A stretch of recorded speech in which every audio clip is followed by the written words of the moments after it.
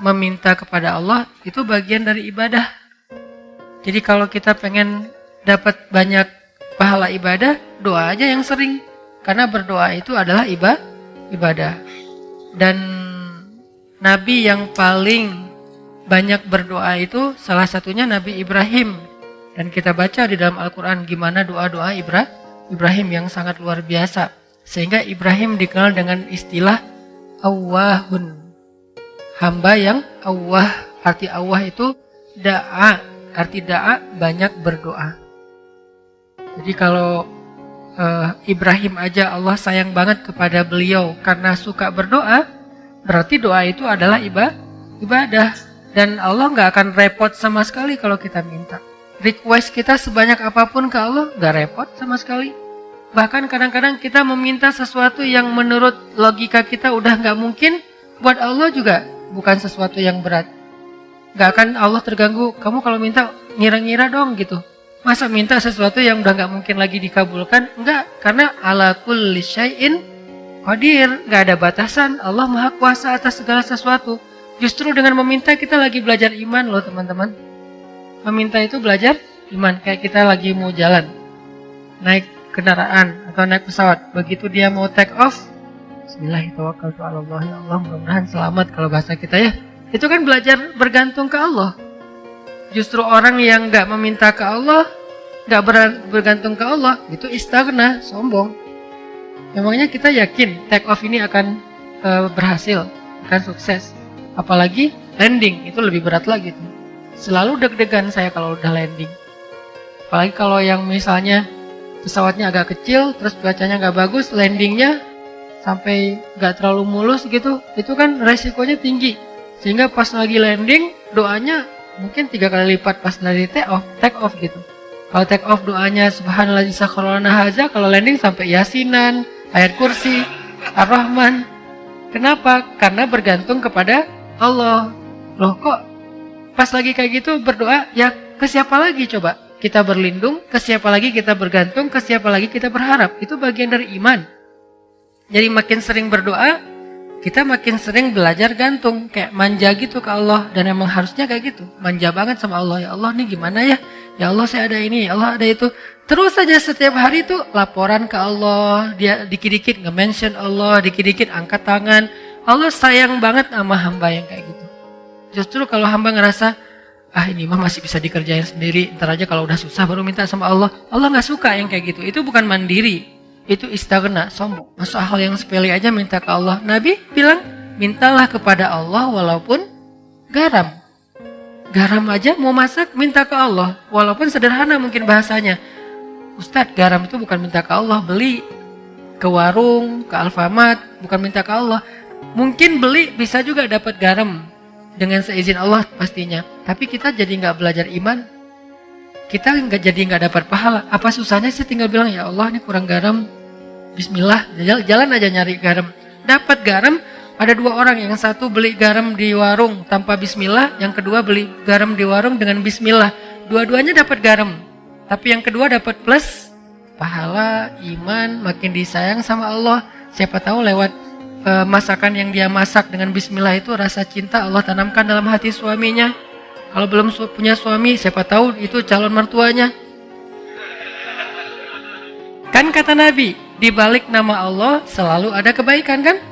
Jadi kalau kita bilang bismillah gak ada ruginya. Tinggal kita bilang, ya Allah kurang garam, bismillah, cari aja garam di warung. Yang kedua, dianggap, itu mah gak perlu bismillah juga dapat. Yang namanya garam gampang carinya. Ya, dua-duanya dapat garam. Dua-duanya masukin garam ke dalam masakan itu. Tapi, yang satu berkah, yang satu tidak berkah. Segala sesuatu yang dilibatkan nama Allah di dalamnya, kata Nabi, Allah munculkan kebaikan atau keberkahan. Segala sesuatu yang tidak ada nama Allah, Allah cabut keberkahannya. Jadi bukan hanya masalah makanan yang kita makan teman-teman, tapi apa kebaikan setelah itu yang kita dapetin. Sehingga kalau misalnya kita ngerasa mampu pun secara logika sederhana, mudah, tetap pakai nama Allah. Tetap minta sama Allah. Karena yang kita minta bukan yang mudah itu doang, tapi apa yang setelah itu. Kita jalan naik motor, cuman dekat doang ke rumah teman atau kemana gitu yang mungkin bahkan kadang-kadang gak perlu takut ada razia atau apa. karena terlalu dekat gitu, atau di kampung nggak pakai helm juga, walaupun ini bukan saya nggak nganjurin ya. Kan banyak tuh realitasnya kayak gitu ya. Lupa bismillah, giliran yang jalannya biasa pakai razia. Bismillahirrahmanirrahim, bismillahirrahmanirrahim, la haula wala quwwata illa billah. Auzubillahi min polisi misalnya.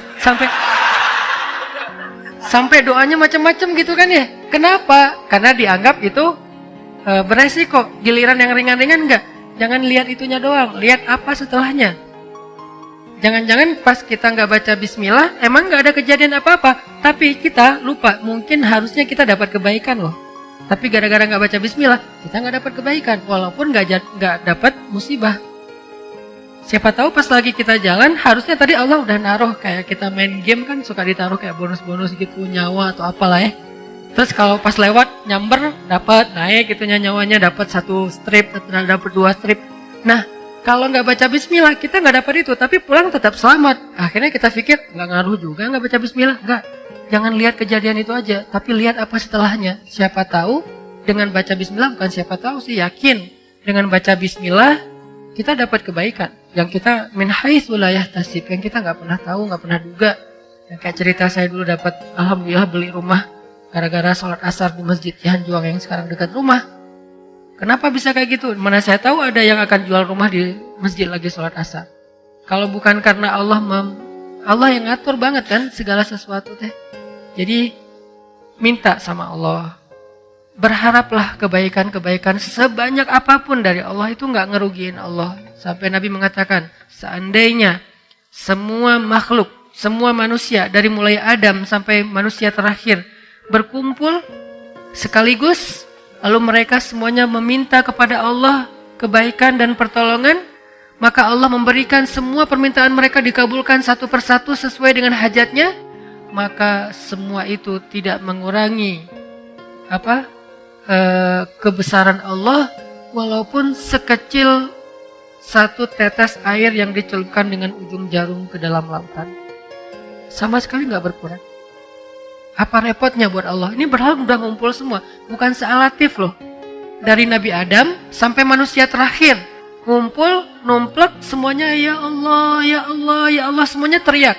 Minta kepada Allah. Dan Allah kabulkan satu-satu masing-masing dikabulkan sampai beres hajatnya. Itu nggak mengurangi kebesaran Allah. Walaupun seujung kuku sekalipun. Atau seujung jarum sekalipun. Jadi keliru kalau kita memahami seolah-olah Allah jadi repot gara-gara kita minta terus. Minta sama Allah terus, mending kita beribadah aja, jangan banyak minta, malu. Enggak, justru Allah kalau kita minta, Allah malu nggak ngasih. Dan kata Nabi, Allah itu malu kalau hambanya mengangkat kedua tangannya dan meminta yang baik untuk tidak mengabulkan Allah, itu malu, pasti dikabulkan.